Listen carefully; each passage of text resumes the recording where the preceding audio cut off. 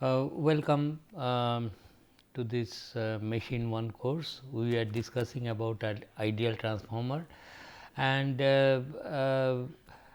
in my last lecture I told you how to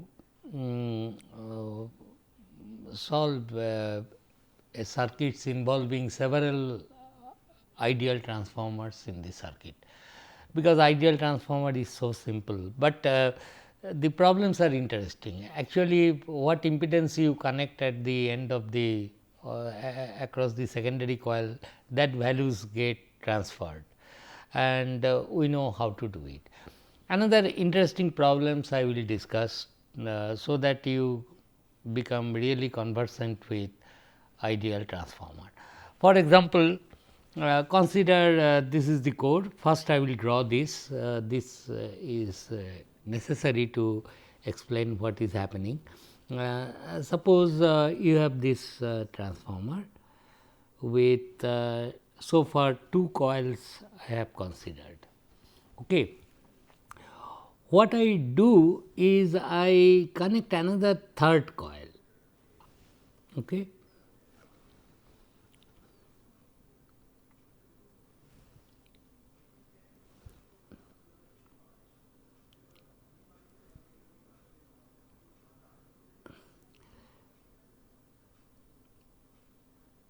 Another third coil, and perhaps here also I will connect one switch and load.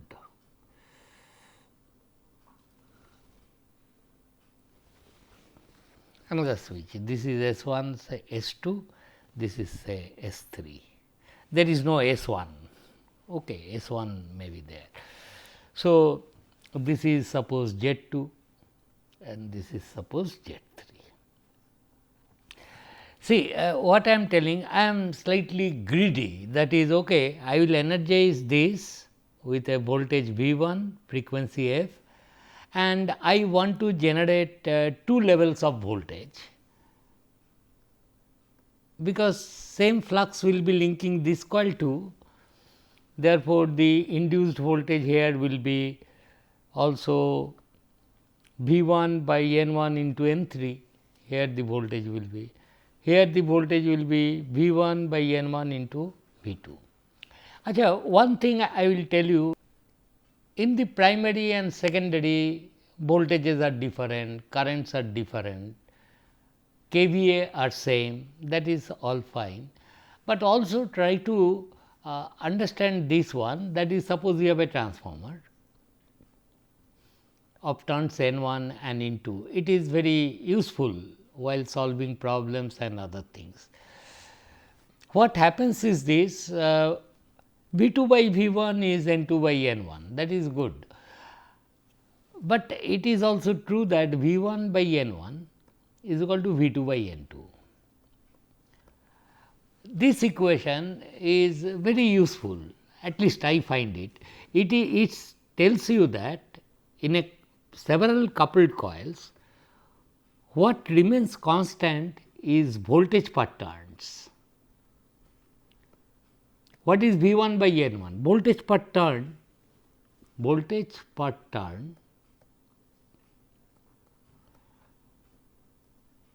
is constant.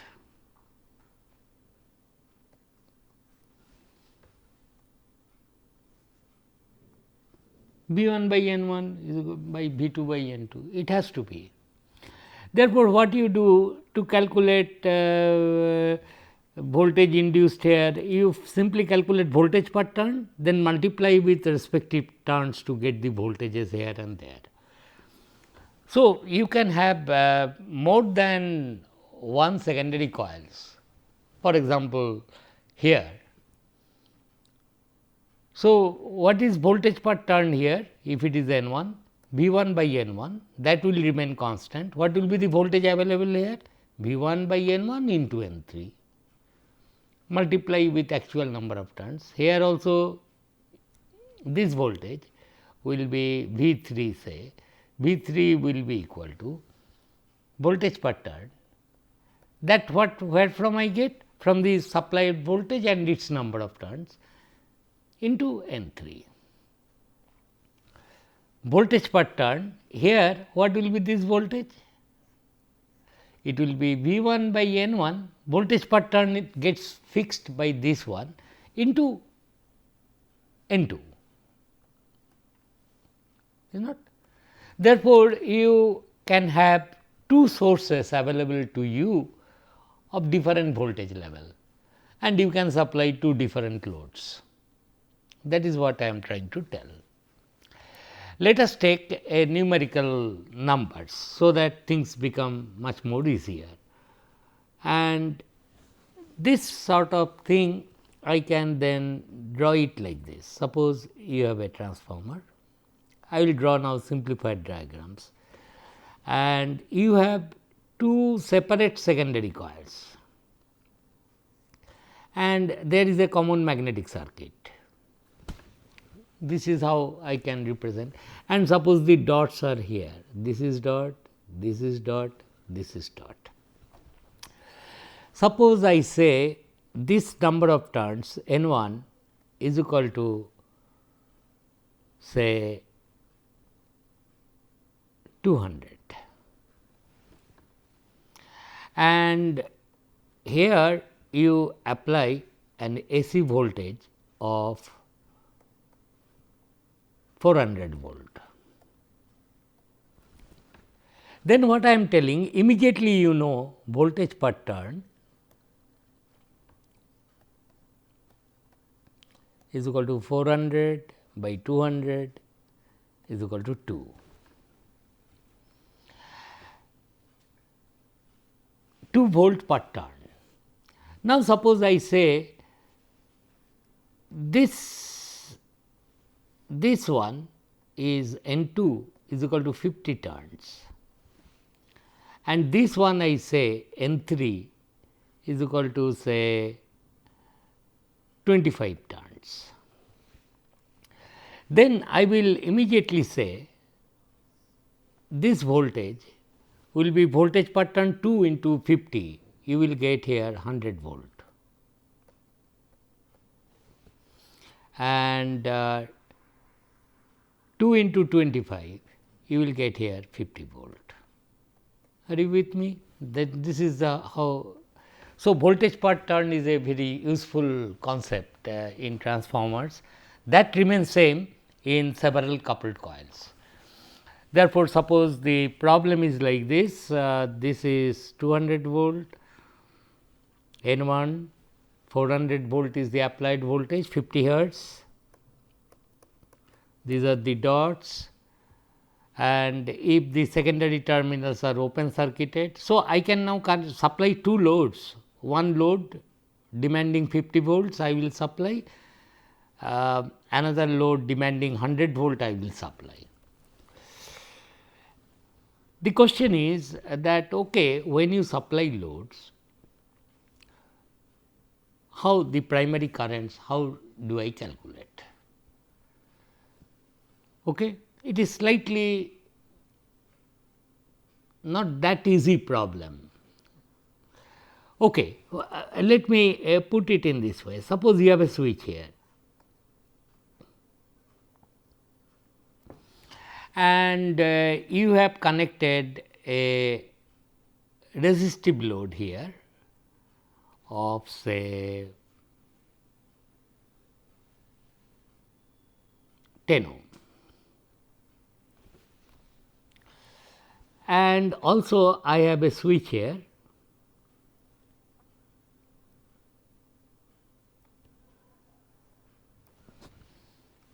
and here I will connect a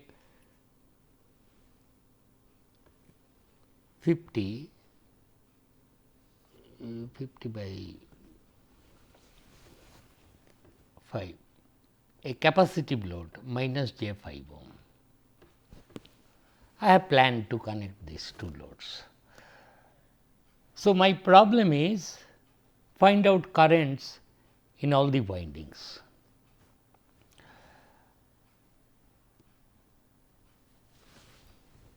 And this switch is suppose S 1, this switch is S 2. Calculate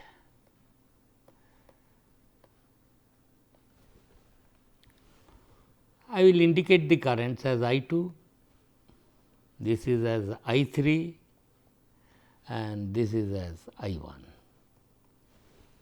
Calculate I 1, I 2 and I 3.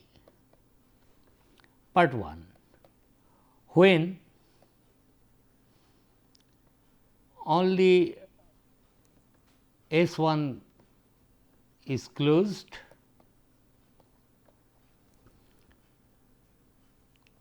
S 2 opened.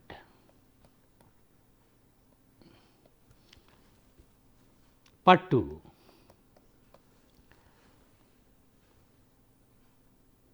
Only S 2 closed and S 1 opened. And finally, both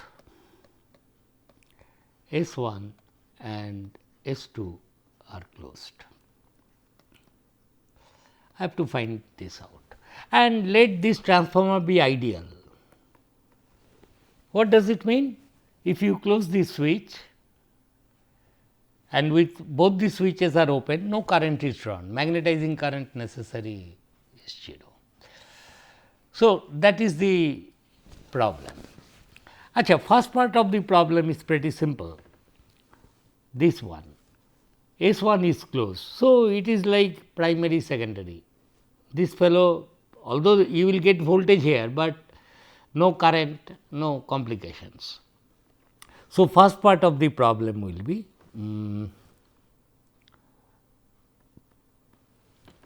voltage per turn is this. So, here you will get V 2 will be 100 volt and I 2 will be equal to 100 by 10, that is 10 ampere, and I 3 of course will be 0. I 3 is 0, S 2 is open, and what will be I 1? I 1 will be I 2 by A, I 2 by A means here for this 200 is to 50, 200 by 50, this is A for this. So, it will be how much? 10 by 4, 2.5 ampere. And let us also draw the phasor diagram under this ideal transformer. What is the phasor diagram? Phasor diagram will be like this.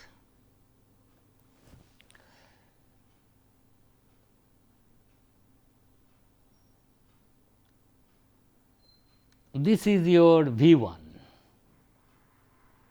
400 volt. This will be your V 2, 100 volt. All the induced voltage will be in phase.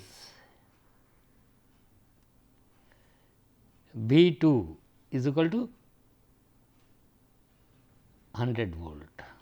And to be slightly practical, I will this is 1/4 na, so it will be much higher, this length.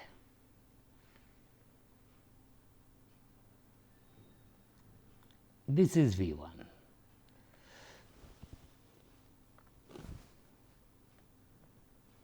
And this is equal to 400 volt. All voltages are in phase, V 1, V 2, E 1, E 2, there is no distinction between E 1, E 2, E 3, E 4. And what will be E 3 will be there, E 3 is how much? 50 volt. So, E 3, V 3 will be there.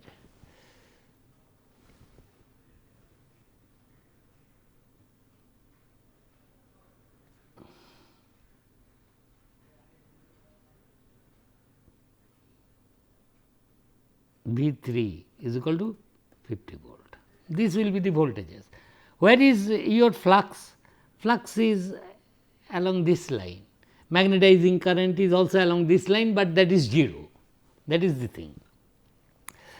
Now, you if S 1 is closed, there will be I 2, and this I 2 will be in phase with that of because it is resistive load. So, the current I 2 will be, I have calculated it, 10 ampere. It will be in some other, another scale, I 2 will be like this. This I 2 will try to upset the MMF balance, therefore, primary has to draw extra current, and that value is I 2 dashed, that is equal to I 2 by A. So, what will be the primary current, and this is the HB side. So, HB side current will be less, ratio is 400 is to 104. So, it should be divided by 4. So, this is equal to 10 ampere. So, primary current I 1 will be equal to 2.5 ampere. I 3 nothing is there, your problem is over. If you wish, you can calculate the equivalent impedance in by the source, and you can verify it is equal to S square into 10, etc. This part is very simple. Second part.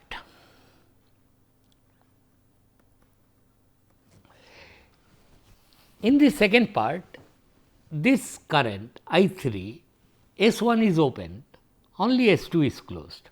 So, everything remains same. So, I will better not redraw. Here only thing what I will do, part 2 I am solving. So, voltages will be as it is induced, but only thing is now I 2 is not there, although V 2 will be there open circuited, and I 3 is present. How much is I 3? I 3 will be 50 by 5, that is 10 ampere, but this current will lead V 3. This is your V 3.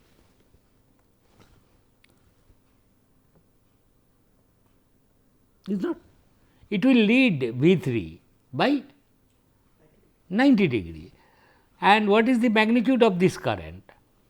So, second part I 3 voltages remain same, it will be suppose I take voltage on reference 50 0 degree divided by 5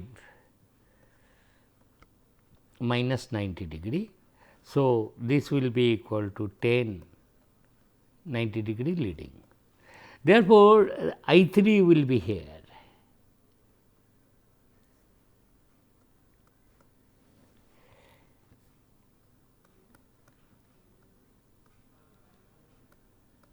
I 3 will be there.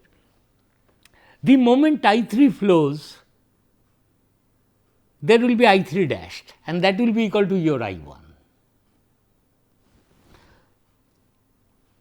And this is LV side, this is HV side. So, current will be less. What is the ratio of turns? Here 200 by 25 means 8. So, it will be reduced by a factor of 8. So, your I 1 and they will be in phase. Why? Because they have to balance off the MMFs. So, I 1 which is equal to I 3 dashed will be equal to 10 by 8 into 90 degree. Please try to follow me. So far I was in the previous examples just telling impedance values to tell you about the rated current, but now I am in a position to go slightly in advanced stage that impedance may be complex and how to calculate the currents. Had it been RL circuit, the phase angle of the impedance I could also take into account, but wherever is your secondary current, the reflected current because of that must be there. So, this is the thing. Acha, now, the last part, which is slightly tricky. Acha, for this what I will do is this, I will copy this, so that it is easier to talk. So, now,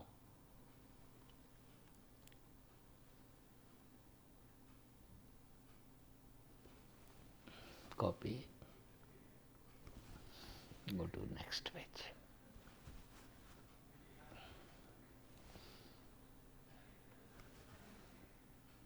Paste it, and this one may be deleted.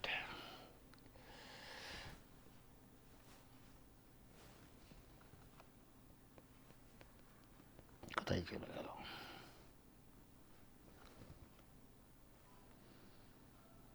This part you just try to see how it is to be done.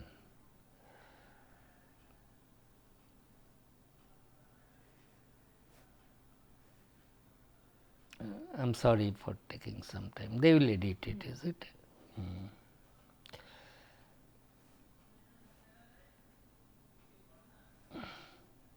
ও এটা দিকে একটু fast আনা যায় বোধহয়।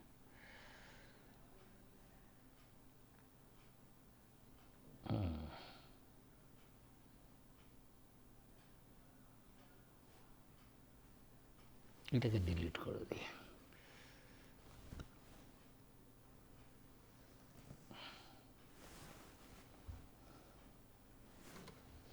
Okay. Now, listen carefully what I am telling. So, this is the thing now. Now, both the coils switches are closed. What do I do? That is the part 3. Both S2 and S3 are closed.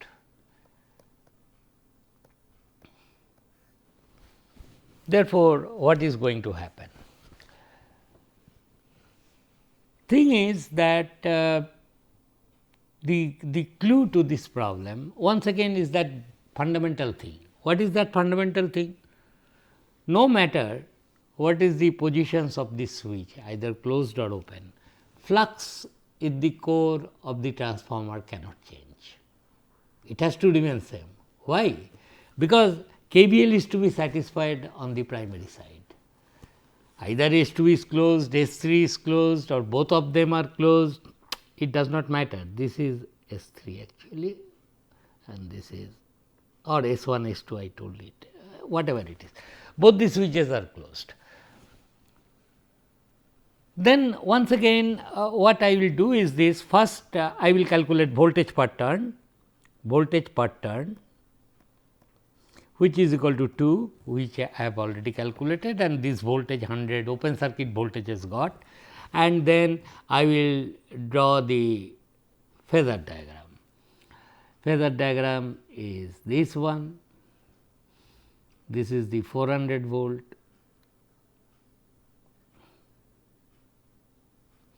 V1 400 volt, then your 100 volt and 50 volt. So, this is suppose 100 volt, V2, scale you forget, and this is your 50 volt, V3 is equal to 50 volt. All are in phase, and suppose this I take as reference phasor, all voltages are magnitude angle 0 degree, 0 degree, 0 degree, and so on. Now, you see that this is resistive. Now, both I2 and I3 exist.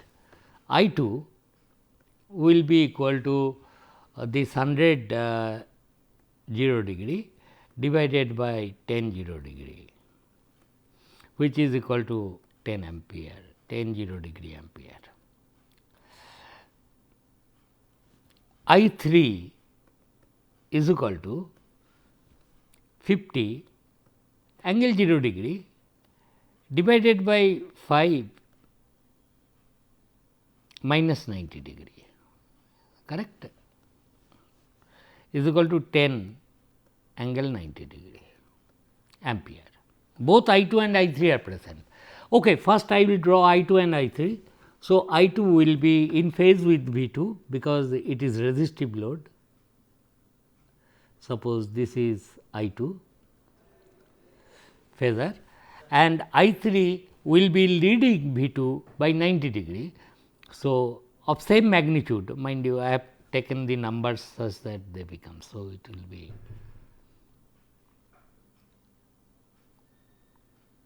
degree. This is 90. Now, the big question is what is I 1?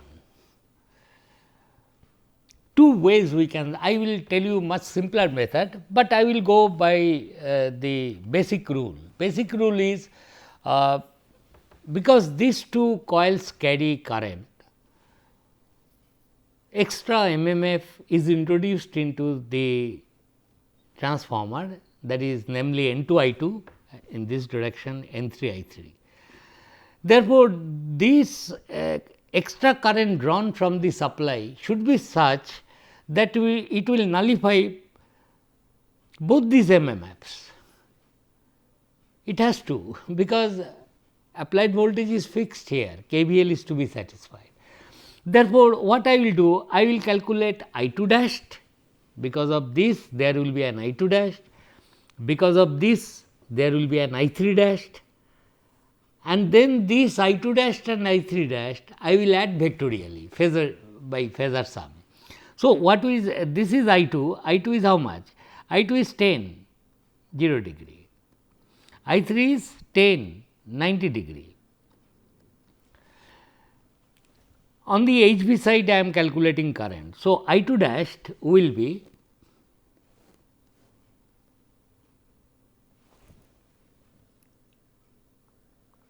lesser current I 2 dashed, it will be how much? I 2 by A, therefore, I 2 dashed is equal to A is how much for this? 8, 10 by 8, oh no, 200 by 54. So, 10 by 4, is it? 10 by 4, 0 degree is equal to 2.5 ampere. So, I 2 dashed is 2.5 angle 0 degree. Similarly, this is I 3, therefore, I 3 dashed will be 10 90 degree, but its turns ratio is different 400 by 25, that is 8. So, this divided by 8 reflected current, and this will be 1.25 90 degree. So, this is I 2 dashed and this is I 3 dashed, which is equal to 1.25 90 degree, and then I will say I 2 dash plus I 3 dashed is your I 1. Therefore, I 1 will be equal to I 2 dashed plus I 3 dashed.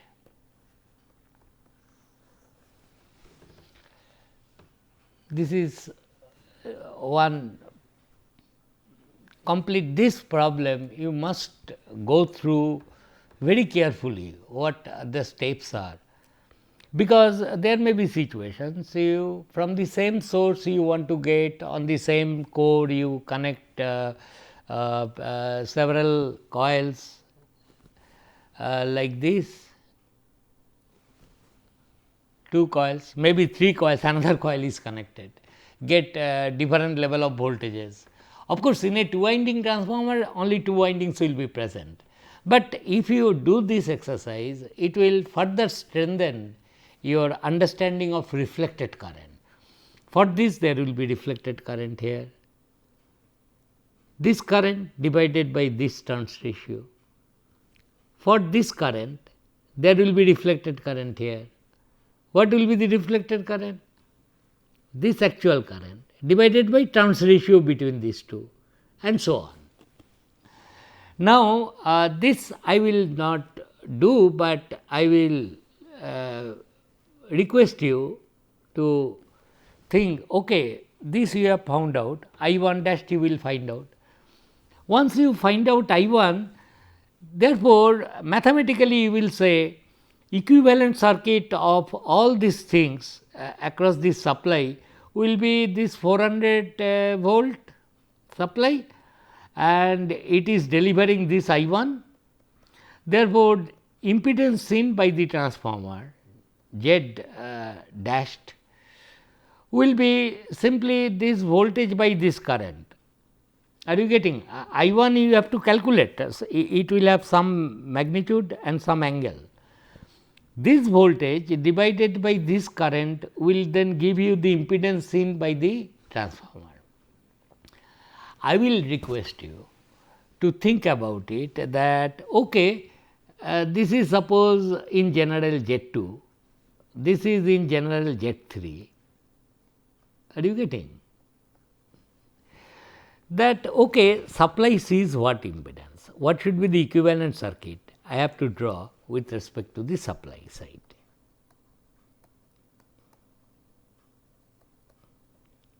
How this R will appear here, how this Z will appear here, that you think in the next class. Of course, I will discuss about that, that is also very interesting. So, I hope you have understood that if it is ideal transformer, magnetizing current is 0 and everything is so simple. If any coil, secondary coil carries current, primary coil will immediately draw reflected current corresponding to that winding current. What will be that reflected current? If it is I 2 on the secondary coil, it will be I 2 dash. And we have also seen that how to take any general impedance into account. So, I 2 dash will be I 2 by A. What is A? A is N 1 by N 2. Similarly, if there is another coil supplying another load wound on the same magnetic core, if you know I 3, there will be I 3 dashed here, such that the flux remains same. And how to calculate I 3 dash? It will be I 3 by turns ratio between the primary coil and this new another coil, that is whatever it is N 1 by N 3 now. So, these things if you take into account and coupled with this phasor diagram, the comfort zone is all the voltages are in same phase. So, you can take them on reference and then first calculate the secondary coil currents and then calculate reflected currents for each of these components, add them up to get the current which will be drawn from the primary side. And then the equivalent impedance seen by the source can then be calculated easily without, because V 1 by I 1 I will do and say that okay, this big circuit to the supply is nothing but this 400 volt supply, across which you have connected an impedance of V 1 by I 1. But what I am asking you to do, okay, in terms of Z 2 and Z 3, find out that equivalent impedance. It will be some A square Z 2, A square this turns ratio square into Z 2, this turns ratio square into Z 3 and so on. You think about it, we will discuss it in the next class. Thank you.